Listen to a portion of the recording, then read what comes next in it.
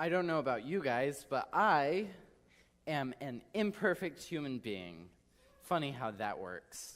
But this what we're going through in Romans 6, it shows how we can deal with sin, and it's not us dealing with sin, it's God dealing with sin in our lives. But it's so very important because I know I had sin in my life, and for like 15 years, I tried to deal with sin in so many different ways. I would spend hours researching on the internet ways to deal with sin, and it'd all be back with the focus, with the spotlight, like these lights, with the spotlight on me. How can I deal with sin? Little did I know that I had been presented with this truth for several years already, and yet I totally ignored it. But this is so crucial in understanding, because we get saved, we're saved from the penalty of sin, but then we have this new problem, not entirely new problem, but this problem of, okay, we don't go to hell, so do we just continue sinning because we know we're not going to go to hell? What's the big deal with sin? And little did I know, but God has already provided an answer for us here in Scripture, which is crazy, insane, and it shows God's love, that He didn't just set us here on earth. He didn't save us and then just hey, you're off on your own. No, this is so important. Something I didn't realize for a long time, so I hope you guys will listen, because this is so crucial. Not what I say, but what God says about sin in your life. This is life-changing. Truly life-changing. I remember one time I had said something about a video game being life-changing, and my sister laughed at me like how can you say that? And I was like, but it truly is. But no, it really wasn't in the end. But this I can say with confidence that this God's word is truly life-changing. Let's read Romans 6, verses 1 through 5. Actually, let's start in chapter 5, and then read from verse 20, and then go through chapter 6, verse 5. Because, originally when Romans was written, it was written as an entire letter. There were no chapter breaks, no verse breaks. It was all one letter. So really, this is just should be a natural flow from chapter 5 into chapter 6. So let's start in verse 20 of chapter 5 and go through verse 5 of chapter 6. Moreover, the law entered that the offense might abound. But where sin abounded, grace abounded much more. So we see where sin abounded, grace was always over that. It superabounded. So where sin abounded, grace abounded much more. So as sin reigned in death, even so grace might reign through righteousness to eternal life through Jesus Christ our Lord. And then he has a question. Paul anticipates the natural question, well, if wherever sin is, grace is always way over that, what shall we say then? Shall we continue in sin that grace might abound? Basically, should we keep sinning because grace is always going to be way up here? So is sin beneficial somehow because grace is always abounding? Or should we continue in it so we can help God's grace superabound? And his answer in verse 2 is certainly not. How shall we who died to sin live any longer in it? And it's interesting because this is totally not the answer I would give, which just shows that it's totally God saying this. This is God inspired, and he comes up with a completely different way that I would never have seen, that I never did see in my own strength. But he says, how shall we who died to sin live any longer in it? He presents a fact here, a positional truth, something that we can stand in. which is that we are dead to sin, as Cody covered, which was a very awesome section. Thank you, Cody. Or do you not know that as many of us as were baptized into Christ Jesus were baptized into his death? Therefore we were buried with him, this is verse 4, therefore we were buried with him through baptism into death, that just as Christ was raised from the dead, even so we also should walk in newness of life. For if we have been united together in the likeness of his death, certainly we shall also be in the likeness of his resurrection. Bam! We're hit with this massive amount of information just in 3 verses. So let's break these down and get into the nitty-gritty of what it's really saying.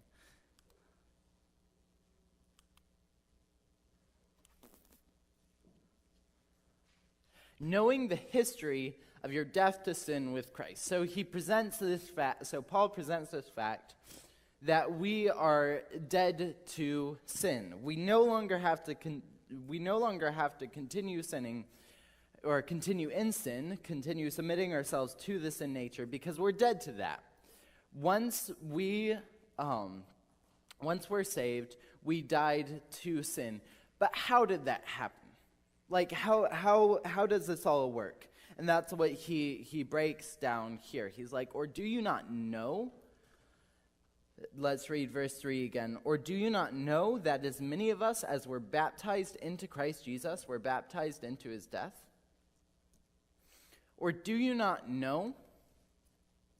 Knowing you are dead to sin and understanding how that came to be your reality can dramatically change your entire way of living.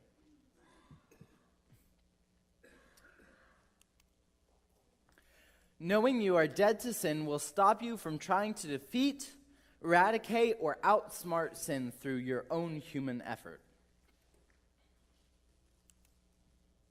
Human effort in dealing with sin leads only to frustrating and failed man-made strategies such as legalism, mysticism, or even harmful mistreatment of one's body. All these things I tried to go to, tried to use legalism, tried to do this, to do that, but the truth is that I am dead to sin. So I didn't even need to try to eradicate it in my own human efforts because I was already dead to it. But I was not willing to sit down and listen and understand these truths.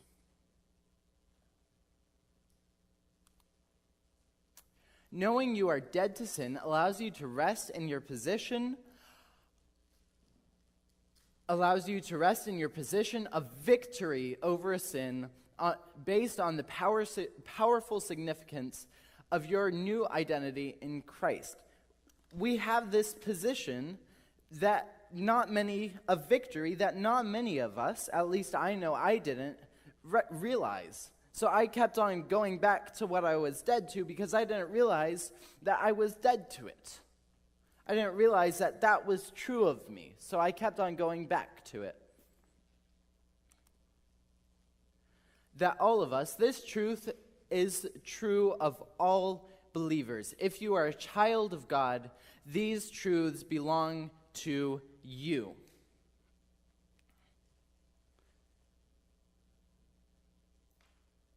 That all of us. So this is speaking of all believers. He said us here, so that's talking about believers.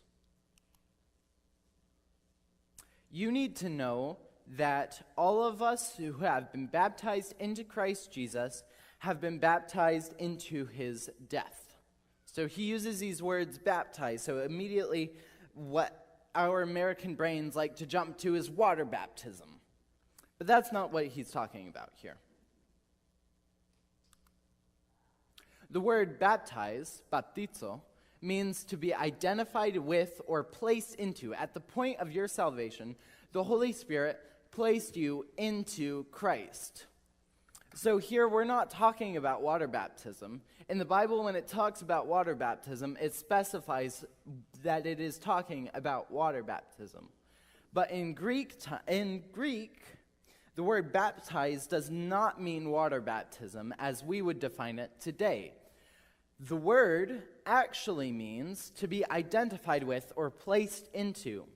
At the point of your salvation, the Holy Spirit placed you into Christ. And we're going to see the ramifications, the results of this identification with Christ as we continue on. A good way to understand this is pickling. I heard a man say once that in Roman times they discovered how to make pickles, which, for those of you who don't know, is basically taking a cucumber and putting it into a mixture of vinegar and some other things, and letting it sit for a certain amount of time, and then it turns into a pickle. So in Roman times, when they would have taken the cucumber and put it in the jar of vinegar or whatever, they would have said they were baptizing the cucumber into the jar of vinegar and stuff. But baptism does not always have to do with liquids or water. So it could be, I could place a ball into a box and say I'm baptizing the ball into the box. And I believe we'll see an example of this in a little bit. For by one Spirit we were all baptized into one body. The Holy Spirit, when we were saved, the Holy Spirit took us and placed us into Christ. It's kind of weird, but we'll see why he did it in a little bit. For all of you who are baptized into Christ have clothed yourselves with Christ. We have been placed into Christ. This passage does not refer to baptism in water. It explains spiritual baptism, in which you are placed into or identified with Christ. As a part of your new birth, you were taken out of Adam and placed into Christ. Christ, not Adam, is now your national head, and whatever is true of Christ is true of you. So we see this, that we've been baptized into Christ, and now what are the results of that baptism? The result is that now that we are in Christ, whatever is true of Christ is true of us. Whether you believe it or not, this is who you are. Now, as a believer, this is a fact about you. This is a truth about you. Whether you believe it or not. I know I have a Zelda shirt on right now. I could decide to stop believing that I have a Zelda shirt on and believe I have a Mario shirt on. But that doesn't change the fact that I have a Zelda shirt on right now.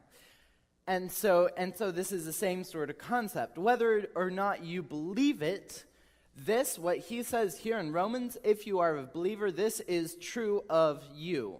This is your reality before God. Now it is up to you to live in the reality of what God says is true of you in Christ. I could go around imagining and believing that I have a Mario shirt on and live in that reality, but the truth is that's not true of me. The truth is that I have a Zelda shirt on, and so I should live in that reality and not some fake imagined reality. Here's an example of baptism and being identified with and the ramifications of that. This example helped me understand this concept. Here is a ball and here is a box. The ball is placed into the box. It is baptized into the box. It's placed into or associated with. That's the idea of baptism. It's pretty simple. Let's say we were to bury the box. The box is buried, but then the ball is also buried. It didn't stay out on the ground. It's also buried because it has been identified with the box. It has been baptized into the box. So in the same way that what is true of the box is true of the ball, what is true of Christ is true of us because we have been placed into Christ. Now, as believers, we have been placed into Christ. So whatever is true of Christ, whatever the Bible says is true of Christ, is true of you. And we are called to live in that fact.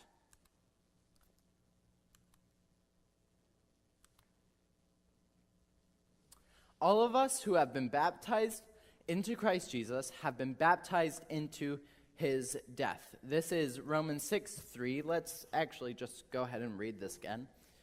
Or do you not know, this is Romans chapter 6, verse 3, or do you not know that as many of us as were baptized into Christ Jesus were baptized into his death? As many of us as were, and this is using the definition of baptize to help us sort of wrap our minds around this, because it took me a while to understand. Or do you not know that as many of us as were placed into Christ Jesus were placed into his death? All of us who have been baptized into Christ Jesus have been baptized into his death. When the Holy Spirit placed you into Christ, you were identified with Christ in his death.